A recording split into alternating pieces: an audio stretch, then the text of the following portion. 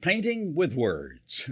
In our communication world, we need to bring the reader along by helping them see what we are saying.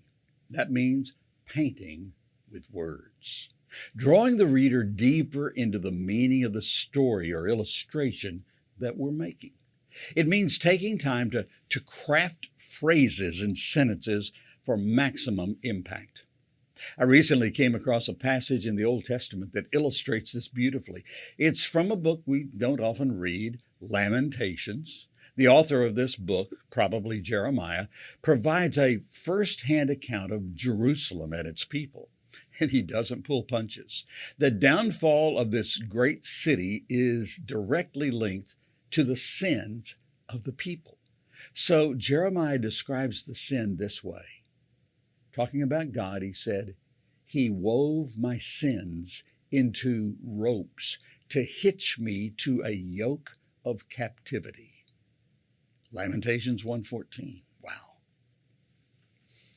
Those few words speak of personal sin leading to personal captivity and written in a way that is both beautiful and sad. I point this out less for theological purposes, but rather so that we can be artists with the words we write and speak when we need to make a point. Jesus' parables were often word pictures. A light under a bushel, a man building a house on the sand, a farmer casting seed over his field to be fruitful with God's word.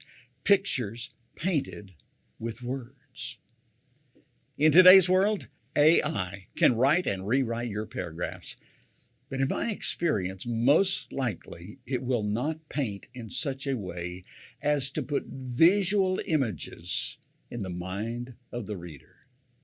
We've all been inspired in our Christian life by Isaiah's allusion to walking, running, and soaring.